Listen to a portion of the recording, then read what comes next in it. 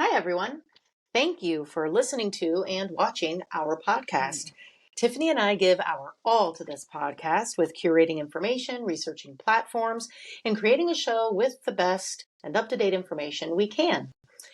We have a vested interest in the growth of your business and the health of your business, and hope you feel the same way about us. Want to produce a show? Of course you do. All you have to do is email us at thebusinessbehindsmallbusiness@gmail.com to express your interest, and we will share with you what you'll receive with your investment.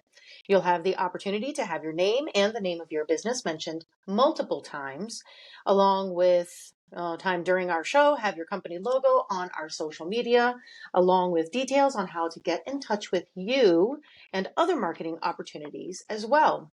Please support us so that we can continue to support you. Okay. On to the next thing. On to welcoming you to the business behind small business. Whether you're selling or staying, we're here to remind you that just because you own a business does not mean you are a business owner. It might not make sense to you right now, but just stay along. We are your hosts. Stay with us. Savannah Stone and Tiffany Kao. And we're going to get down into the nitty gritty and walk you through the more finite details of entrepreneurship, revealing the dots between startup and success. No one gets to $1 million without getting a little dirty. I don't know why I feel like I have to say it like that. I don't know. At some point, you're just going to break out into song. Yes. I'm going to be breaking out into song with this one with Let It Go. Let it go. There's a lot of business behind small business, so let's get to it. I think a lot of parents just became traumatized I hate after hearing that song. Oh my gosh. So we've had a great 3 seasons so far. Yeah. And our audience has grown exponentially. So thank you. Thank you. Yeah. Since we began. And we thought we would revisit our first season. We have alluded to this quite a bit. And we've done a couple of other episodes. Yes. In season 3. And we're kicking off season 4 by venturing back into the past. And you know what? We've learned a lot about how you want to hear the subject matter or your subject matter. Mm-hmm. If you've been binging our episodes from season 1, then some of what we say might sound familiar to you, and for good reason. We've taken a script from season 1 and we've added just a little bit more perspective to it. However, much of it is still the same, and that's because the information's really good. What can I say? In saying that, I'm going to dive in. It is so easy to fall into the trap of thinking you are the only person that can run your business. You end up doing everything, and before you know it, you really are the only person that can run your business. You created a downward spiraling job that can easily ruin your business. So the opposite of that would be an upward spiraling business, not job. So how do you switch gears and become an asset to your business, not its slave? So before we begin, please note our disclaimer. This is available in both our show notes and on our website and should be referred to before and or after the podcast. Take it away. All right. So let's talk about what is it like if you created a job for yourself in your own company. Mm. Now, there are some people out there who have lifestyle businesses, and I think they go out there to create lifestyle businesses. So if that's for you, go ahead. All good. But I think a lot of people get into business thinking that they'll gain back more freedom of time along with the freedom of money. Mm-hmm. And the freedom of time seems to be what is a little elusive to a lot of people. So let's talk about what that looks like. So that way you can identify whether or not you're working in your business rather than on it. So I like how we kind of went back analog, right? Like we have all this equipment now. We've upgraded all our equipment, but then the laptop is gone and we're back to paper. Listen, just so you all know, I can't remember all this stuff, so I got to write it down. You are not going to judge me. I will not accept it. So if you expect a good show, then you're going to have to watch us read this. So first of all, okay, so working in your business. So here are a few examples. One, you always feel like you're being reactionary. So you're probably more reactive than you are proactive. And you're constantly just tackling what feels like it's just in front of you. Like you never get beyond that. You also feel lost. Like there's too much to do and too little time to do it.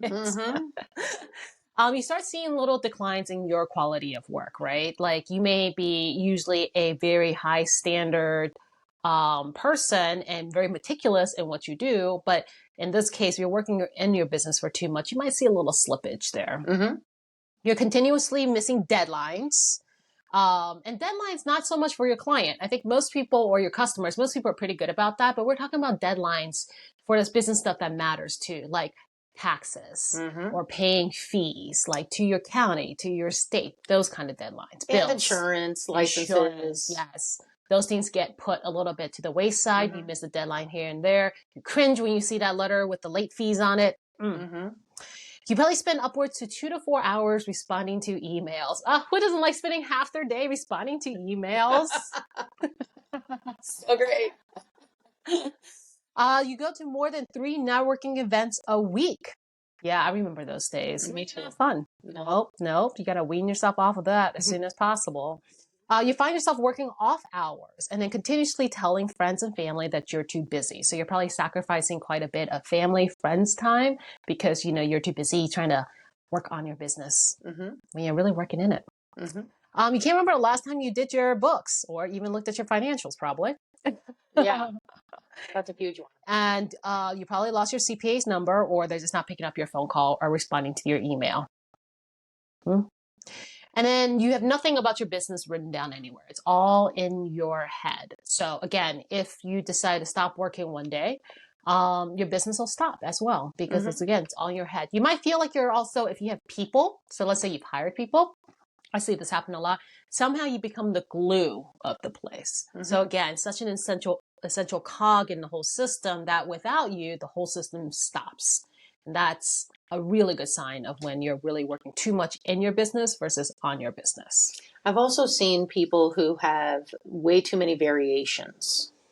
What do you mean? Variations in processes. Mm. Like, I don't know, there might be one rule for you mean exceptions? Yeah. Yeah, exceptions. But also just different variations? Okay, of the same thing? Of the same thing. Too many variations. Like this person likes things this way. This person does these this way. This person does it. And it's not a role or a responsibility situation. It's a variation of the same process or a variation of this, of how you're doing things. I find oftentimes it happens in billing.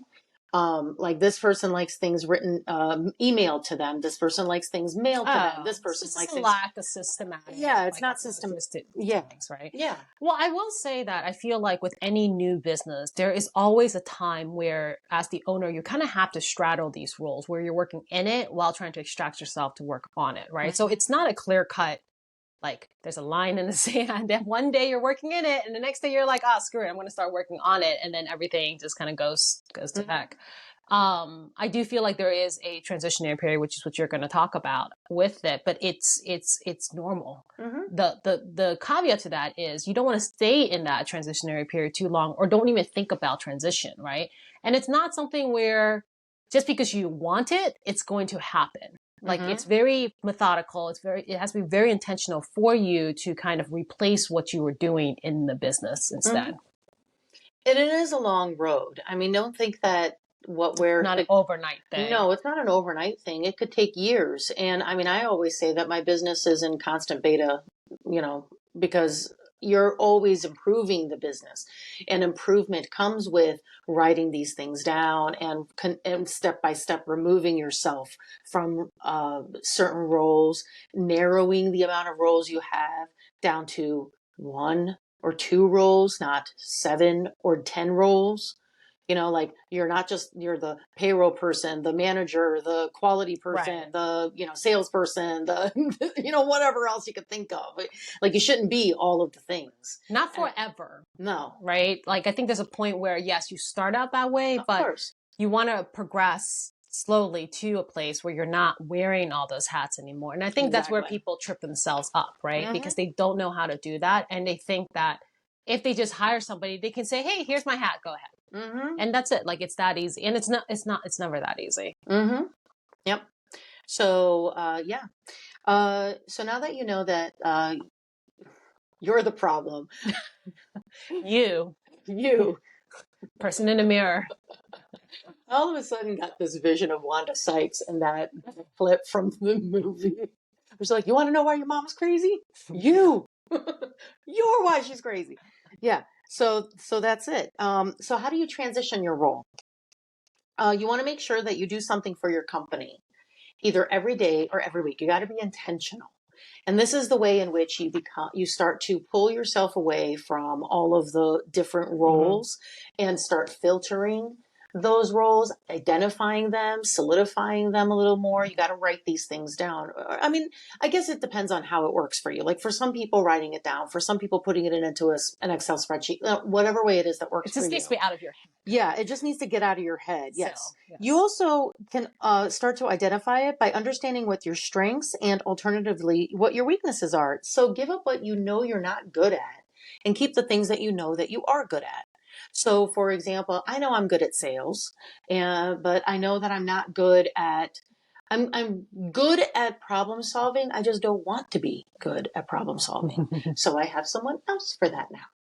You know, But you were a problem solver for a very long time. very, Yeah. very long time. Yeah. Yes. But what I'm saying is Yeah. there are things that I don't want to be anymore. And so those I've are the replaced ones them you with humans. start looking. Yeah, those are the ones you start replacing yourself with Yes. others. And it doesn't always have to be someone else. Like if it's something that is automatable, automate it. Always better to automate. Yeah, there are a lot of steps to onboarding clients or even like inventory. If you carry inventory, how to automate these things, automating alerts or notifications if you need to.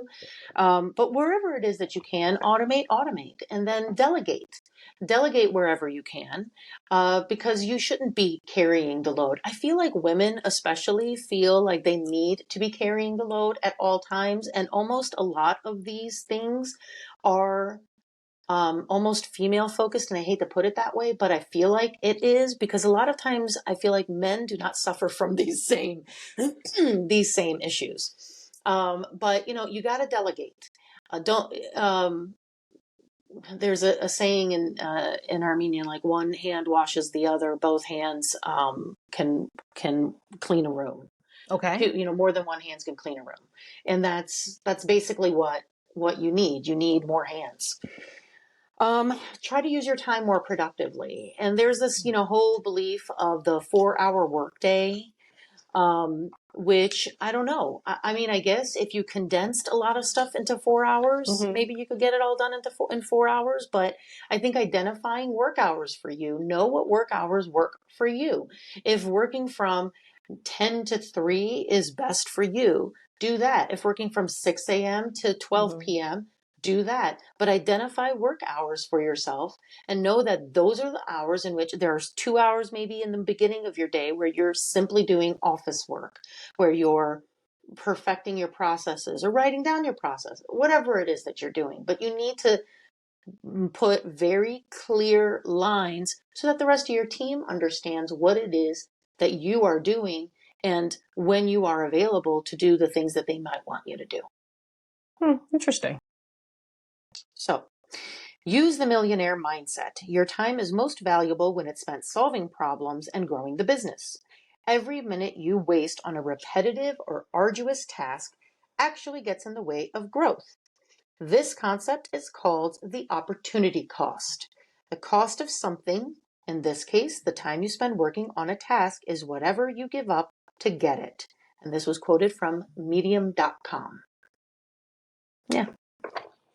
Yeah, I think like with anything else, the first thing with any business, and the great thing is most businesses have the same roles in it that needs to be fulfilled, is to basically identify all the roles in your business and then which ones you are fulfilling. Yeah. They'll be surprised if your name is next to every one of those because you're the only one there. Yeah. But that's the first step to understanding what's involved in your business. And then next is, like you said, go through and figure out what are you doing that you really don't like, because those should be on a priority list to get off your plate as soon as possible. So either hire, automate if you can, that'd be ideal, or not hire somebody else to do it. But those would be the ones that you intentionally kind of want to prioritize and make sure that you're thinking of ways to get yourself out of that role and have that role be fulfilled without you there, not dropped, not done, not the same thing, that role and the responsibilities for that role exist in the business, whether you like it or not. So, yeah, don't just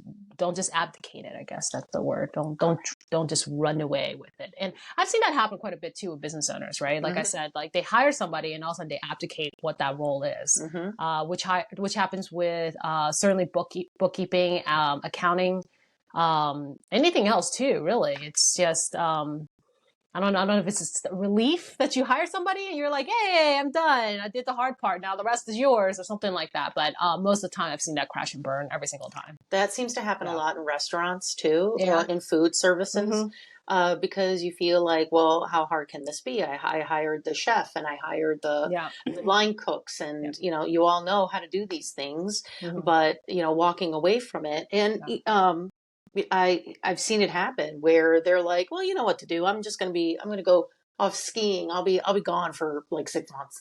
And then no, but there are still problems that arise that require you to be there. So you're right. Abdicating is not the way to go either. As much as you want, as much as you might want to. You can't run away. So in saying that, I think that the best place to start is to start small, think small. Build small and grow small. And I know that it seems counterintuitive, but believe me, it works. So what do? You write down everything that you do, what your role is, like everything. Okay. So everything that you are personally responsible for, write it all down. And then do yourself a favor and write down what everyone else that works in your company, within your company, from the management roles down to the laborers. What is it that everybody does? What are they responsible for? And obviously you're going to see that your list is like this long, whereas the lower you go down, it gets for some reason it gets smaller. It gets smaller. So that will show you what you should probably you need to tackle. Totally. Yeah. So then make a list of what you want everyone to look like. What does a good client, a good employee, what does a good boss look like? What does a good owner of a company look like? And what should be within their roles and responsibilities? What does a good manager look like? Whatever it is that your company does, whatever those roles are supposed to be, write down what you think their responsibilities ought to be. Now, from there, if you have other people in your office, write down what their roles are. Clearly defined roles will also clearly define responsibilities. Write it on paper, print it out, tack it onto your wall. Put the tape, tack it on your wall, so that you can look at it. That's why.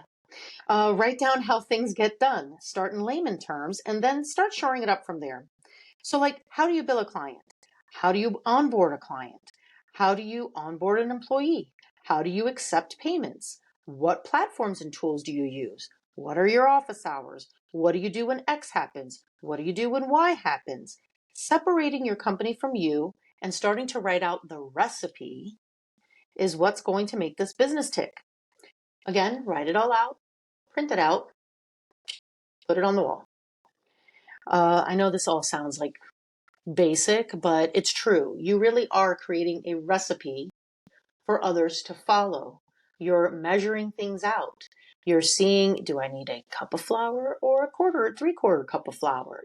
That's basically what you're doing with your business in writing out all of these roles and responsibilities and processes. Well, you'll have a hand in every process. You may not need to write out every single process yourself. At some point, like if you hire somebody, they can help you with it, but you still need to review it and you still need to approve it, right? Yeah. Again, the whole abdication thing, right? Like don't abdicate. Yeah. So you can delegate it, but you still need oversight over it. Yeah, you have to have it. It aligns with kind of what your vision of the bigger picture is for your business. Yeah.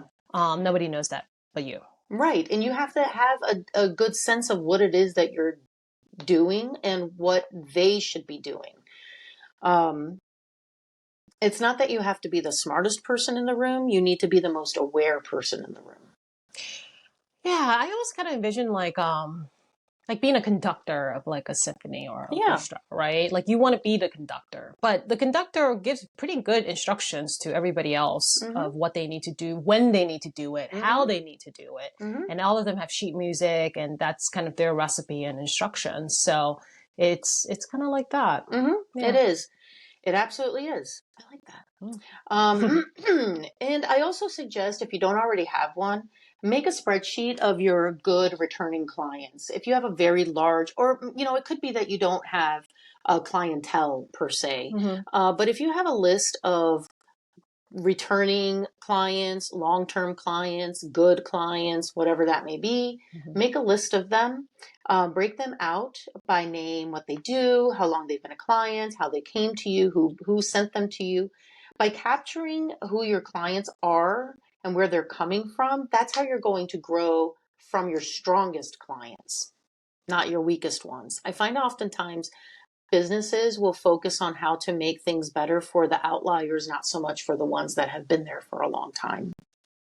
So I think some of that is also to the point of typically, if you're doing a lot of roles and you're trying to grow your business, you're going to have to hire people, whether it's a 1099, whether it's outsourced, whether it's a full blown W-2, part-time W-2, you have to hire somebody at some point because Yeah. there's always going to be manual invention involved in some aspect of something. And so I think that to do that, you need enough revenue to hire people. Yep. And so learning how to grow your revenue and from the right clients and your best clients is the way to go for that. And being able to identify that will help you get your, capital and resources to be able to hire those people to get you out of those jobs you don't want to do. Exactly. Yeah. And plus your largest clients, or not largest, your best clients are not going to, at least this is what I find. I could be wrong. Maybe it's a me thing, but I find the best clients, or my best clients, are the ones that do not have this expectation of me being reactive. I find that the smaller ones are more, require me to be more reactionary, What do you mean? and that they are reactionary businesses, or Okay. they are reactionary persons, Okay. and therefore when something comes up or something arises, it's I need this now, I need this immediately, take care of this right now, and it causes a tizzy within me. However, the best ones are more like, hey, I know this is about to come up.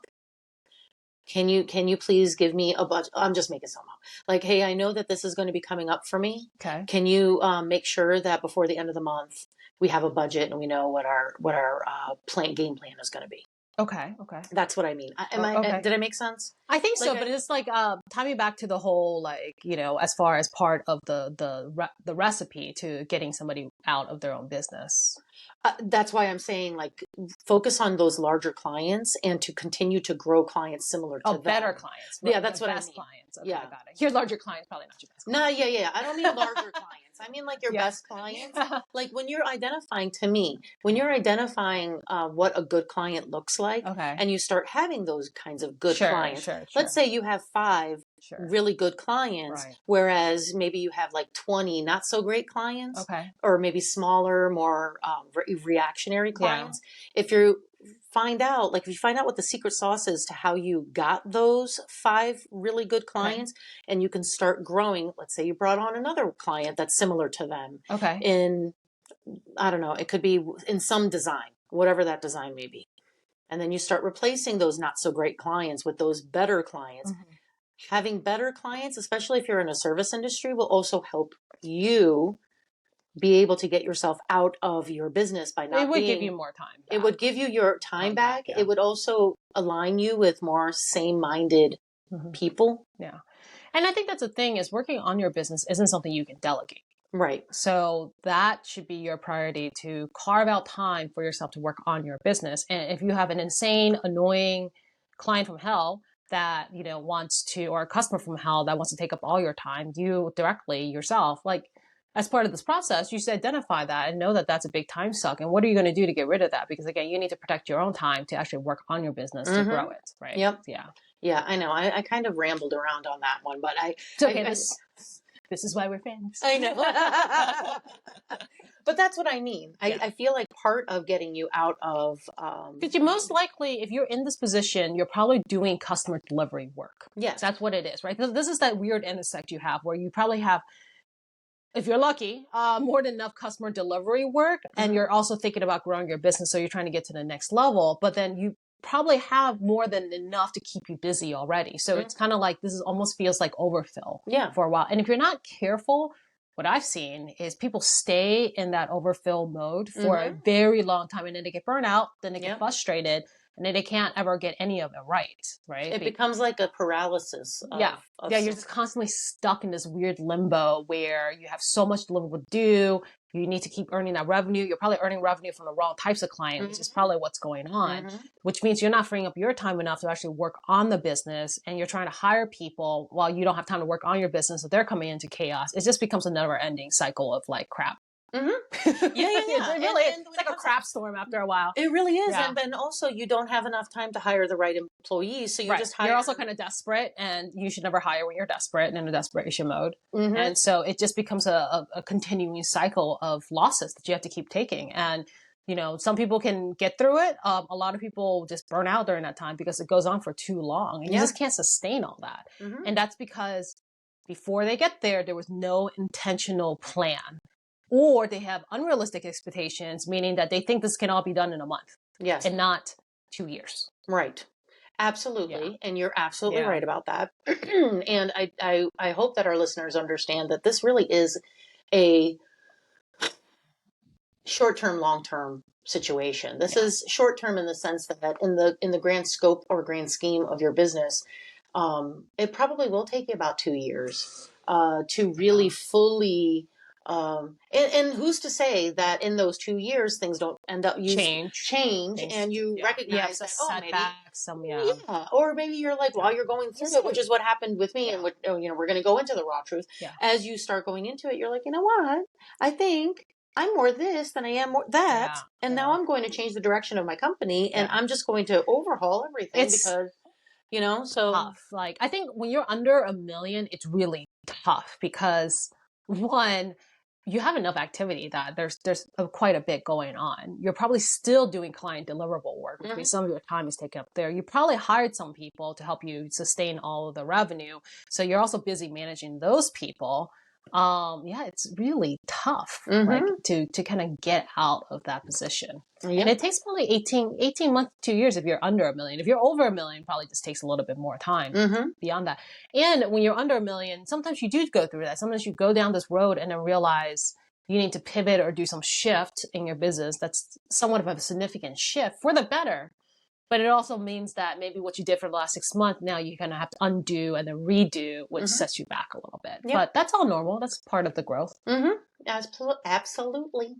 But before we move on to the raw truth, we want you to be a part of our conversation and let us know what you want to hear. Send us questions or comments to our email, thebusinessbehindsmallbusiness@gmail.com, to ask questions related to our show.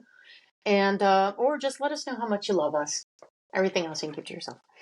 We want to give you what you want to. Can't say something nice. Yes, just don't say it. We want to give you what you want to learn about. So now we're going to move on to the raw truth, where we each share our own gritty experience with today's topic.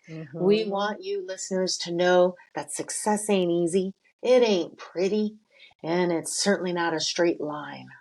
We hope you will hear our cautionary tales and learn from them. So, have you a raw truth?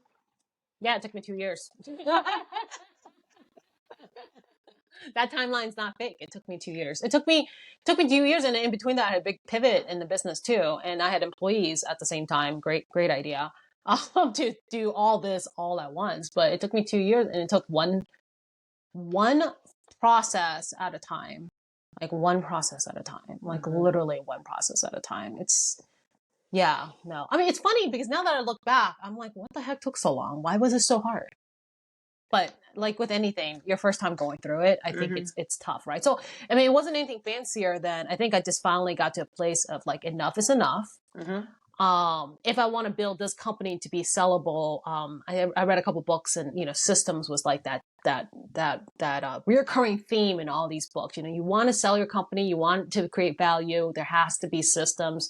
You can't be working in your businesses where the owner is the primary kind of everything is least valuable. And it's hard for you to walk away from the business after it's acquired too, right? Because then you have to stay on board a lot longer. And I'm like, oh, no, I'm not doing any of that, right?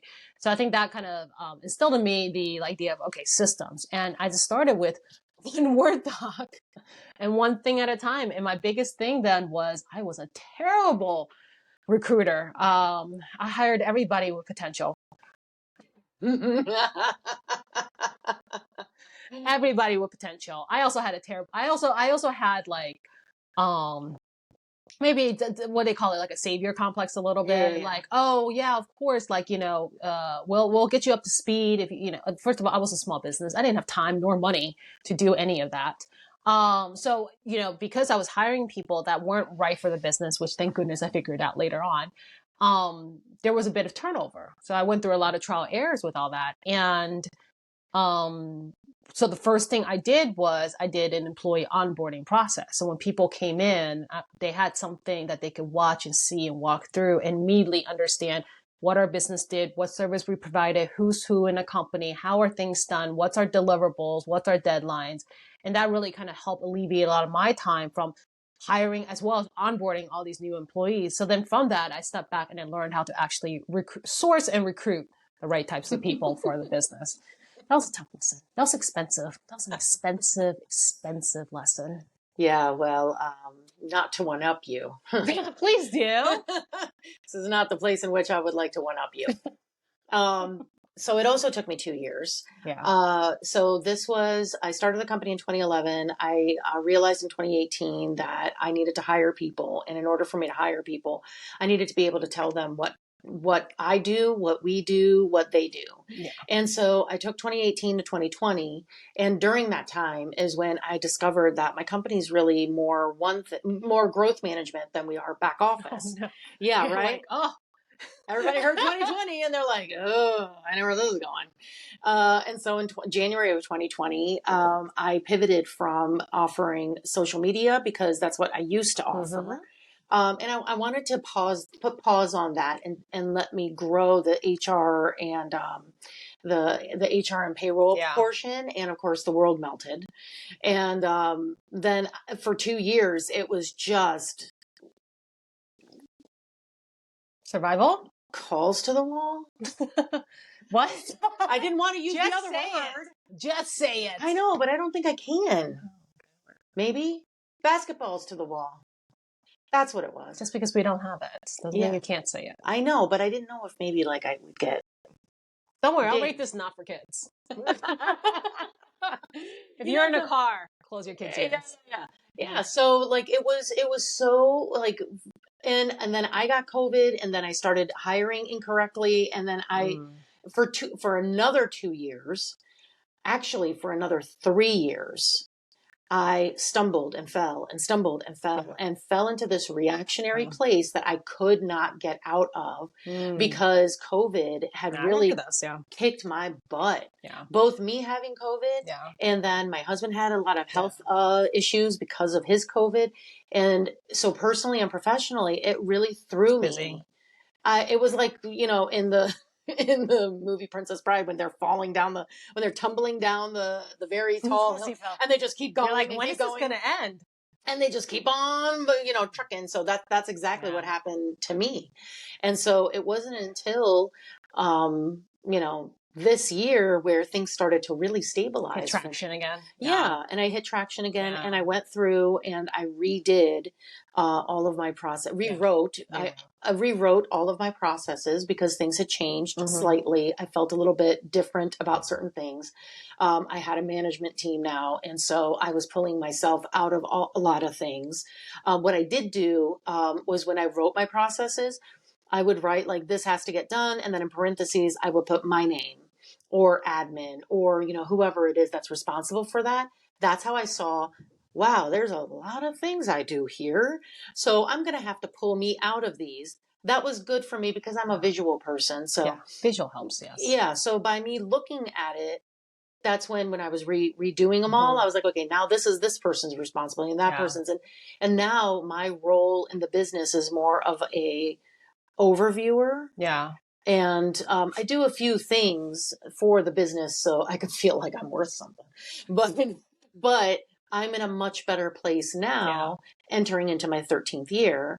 Whereas, I don't know, maybe I would have been further along if it weren't for COVID. But thankfully, I mean, knock on wood, the reason why I felt like I couldn't catch a break was not just because I got sick, but because, I mean, business was insanely busy for us. I mean, in the accounting world, as you can imagine. Mm-hmm. So that was part of the reason why it was insane. But what I'm saying is that by me finally going back, Mm-hmm. seeing everything, and then taking my name and replacing it with someone else's, Yeah. it was a good feeling, but it also helped me see, wow, I was responsible for a whole lot of crap. Yeah.